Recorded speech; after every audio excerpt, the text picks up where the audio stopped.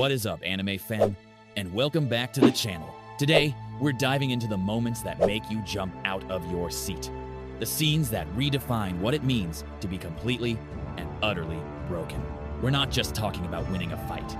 We're talking about disrespectful victories. These are the moments of pure, unadulterated dominance, where one character looks at another and, without saying a word, tells them, "You and I are not the same." So grab your popcorn, crank up the volume, because this is anime's most disrespectful moments, ranked and explained. Kicking off our list is a moment that's less about flashy energy blasts and more about cold, swift, and utterly terrifying efficiency. During the Hunter exam, the crew is forced to face a series of prisoners. Killua steps up against Jonas, the dissector, a mass murderer so feared that the guards tremble, just unlocking his chains. Jonas is all talk, boasting about how he's going to tear Killua apart. He asks how they should settle the match. Killua, with zero hesitation and a chillingly calm expression, just says, "We'll fight to the death." And then, it's over. Before Jonas can even process what happened, Killua has already walked past him, ripped his heart out, and is holding it in his hand, still beating. He didn't just beat him, he treated a legendary serial killer like a complete and utter amateur. The disrespect is in the speed, the sheer, casual, you were never even a threat pace of it all. That's the Zoldyck family for you. It's a brutal introduction to the fact that this kid isn't just Gon's cheerful best friend. He's a trained assassin of the highest caliber. At number 9, we have the future king of the pirates, Monkey D. Luffy. After 2 years of intense training, Luffy returns with a whole new level of power, and he shows it off in the most casual way possible. Faced with Hody Jones's army of 100,000 fishmen, the Straw Hats are absurdly outnumbered. Luffy decides to even the odds. He walks forward, takes a breath, and unleashes a blast of Conqueror's Haki. Just like that, 50,000 soldiers are knocked out cold. No fists, no stretching, just pure, unfiltered will. He took out half an army without lifting a finger. The disrespect is the sheer efficiency. He didn't even see them as worthy of a real fight. It was the ultimate crowd control and a clear statement that Luffy had entered a new league of power. Next up, we have the moment.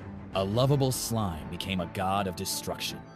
After the kingdom of Falmouth brutally attacks Tempest and kills many of his people, including Shion, something inside Rimuru snaps. He stands alone before an army of 20,000 soldiers. They laugh, thinking he's just one monster. Big mistake. Rimuru unleashes Megiddo, or God's Wrath. But this isn't your typical magic. It's a physics-based attack. He creates countless droplets of water in the sky, turning them into lenses that focus sunlight into thousands of inescapable, high-powered laser beams. It's a silent, systematic, and horrifyingly efficient slaughter. He doesn't just defeat the army, he erases it in minutes to harvest their souls and become a demon lord. The disrespect here is the cold, calculated rage. He turned their army into a soul farm. It's one of the most satisfying and brutal power-ups in all of Isekai, showing the terrifying consequences of pushing a good person too far. Coming in at number 7 is the king of curses himself, Ryomen Sukuna, during the Shibuya incident. After being force-fed a handful of his fingers, Sukuna takes over Yuji's body and immediately gets into a brawl with the untamable Shikigami, Mahoraga. This isn't just a fight. It's a masterclass in destruction. Mahoraga's ability is to adapt to any and all phenomena. So what does Sukuna do? He unleashes his domain expansion, Malevolent Shrine, which doesn't create a barrier but instead paints a massive area of Shibuya with his curse technique. The result?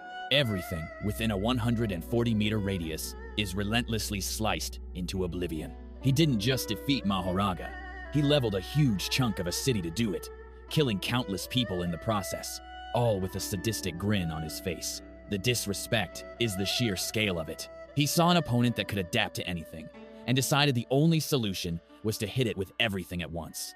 It's a terrifying display of what true, unrestrained, cursed energy looks like. You can't talk about overwhelming power without mentioning the man who is the power scale itself, Satoru Gojo. When the special grade curse Jogo foolishly challenges him, Gojo decides to use it as a teaching moment for his student, Yuji Itadori. After effortlessly dodging all of Jogo's attacks, Gojo decides to show him what a real domain expansion looks like. He removes his blindfold and activates Infinite Void. Jogo is instantly paralyzed, flooded with an infinite amount of information, unable to think or move. Gojo literally walks up to him, puts a hand on his head, and has a casual conversation with Yuji, while Jogo is completely helpless. He asks him questions, knowing full well the curse can't answer.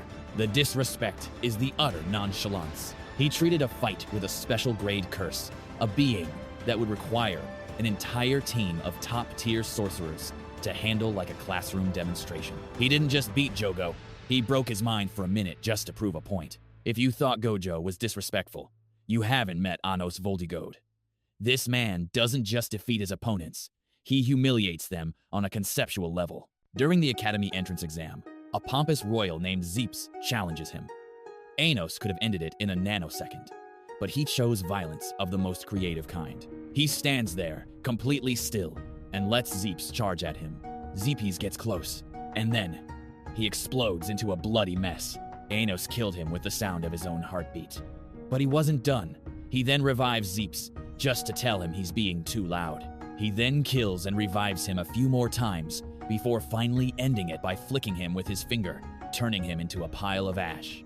The disrespect is the sheer creativity. He invented a new way to disrespect someone. He didn't just say you're weak, he said your entire existence is so fragile that the mere sound of my life force is enough to extinguish yours. At number 4, we have the ghost of the Uchiha, Madara, making his grand re-entrance to the world. He single-handedly takes on thousands of shinobi, styling on them with taijutsu. But that's not the disrespectful part. When he decides he's bored, he performs a few hand signs, and the entire army looks up to see a gigantic meteor descending from the heavens. The entire army is in despair. Onoki, the Tsuchikage, barely manages to stop it with the help of Gaara. They think they've survived. And then Madara from the ground just asks, "And what about the second one?" The looks of pure, soul-crushing despair on everyone's faces say it all. He didn't just summon one meteor, he summoned 2, just to show them how utterly hopeless their situation was. The disrespect is the psychological warfare. He wanted them to feel the briefest glimmer of hope before snatching it away in the most devastating way possible. At number 3, we enter the realm of the truly broken. How do you defeat an opponent who can erase time? Simple. You get a stand that can erase reality itself. When Giorno Giovanna pierces Gold Experience with a stand arrow, it evolves into Gold Experience Requiem, arguably the most overpowered ability in all of JoJo. Its power is simple, yet absolute. It can revert any action or willpower to the state of 0. When Diavolo tries to use King Crimson to erase time and kill Giorno, Jur just says, nope. It traps Diavolo in an infinite loop of death. He dies. His consciousness returns to the point before his death, and then he dies again, in a different way, forever. He is killed by a drug addict, gets autopsied while still alive, gets hit by a car, and so on, for all eternity. This isn't just a defeat, it's eternal damnation. Giorno didn't just kill him, he removed the concept of him ever reaching the truth of his own death. The disrespect is the sheer, unending cruelty of the punishment. It's one thing to kill your enemy. It's another to trap them in a personal hell for the rest of time. You knew he had to be on this list. Saitama is the living embodiment of disrespectful power, but his fight against Lord Boros takes it to a whole new level. Boros, a universe-conquering alien warlord, is so powerful that no one can give him a decent fight. He finally meets Saitama and unleashes his full power, even his ultimate attack, the collapsing star roaring cannon, a beam stated to be powerful enough to wipe out the entire surface of the Earth. Saitama, who has been completely bored up to this point, looks at this planet-destroying beam and decides to get a little serious. He pulls back his fist and throws his own ultimate move. Serious series, serious punch. The punch doesn't just negate the beam, it completely obliterates it, rips through Boros, and parts the clouds across the entire planet. The shockwave alone was a global event. And the most disrespectful part, Boros, in his dying moments, realizes that Saitama wasn't even fighting for real. It was still a low-effort fight for him. Saitama didn't just beat a planet buster. He did it with one punch and was disappointed that it was over so quickly. The disrespect is the sheer, anticlimactic finality of it all. And now, for the number one most disrespectful moment in all of anime. It's not a punch. It's not an energy blast. It's a simple, childlike gesture from the most powerful being in all of Dragon Ball, Grand Zeno, the Omni King. There are two key moments here. First, in the future Trunks saga, when the heroes have no way to defeat the immortal Zamasu who has fused with the entire universe, Goku summons future Zeno. Zeno looks at the corrupted timeline, gets annoyed, and just erases it. The entire universe, all of existence, gone in an instant with a casual wave of his hand. But the true disrespect comes during the Tournament of Power. As each universe loses, Zeno and his future counterpart hold up their hands, and with a blank, emotionless expression, they wipe them from existence. Universes with trillions of lives, gods, angels, all gone. Poof. There is no fight. There is no struggle. There is no concept of a power level. Zeno's power is absolute. He doesn't defeat you. He deletes you from the source code of reality. The disrespect is the complete and utter lack of effort. It's not a fight. It's a chore. It's like a child getting bored with his toys and simply throwing them away.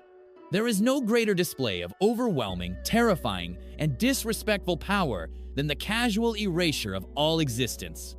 And that's our list. What do you think? Did we miss any? What's the most disrespectful moment you've ever seen in anime? Let us know down in the comments. If you enjoyed the video, make sure to drop a like, subscribe for more epic anime content, and hit that notification bell so you never miss an upload.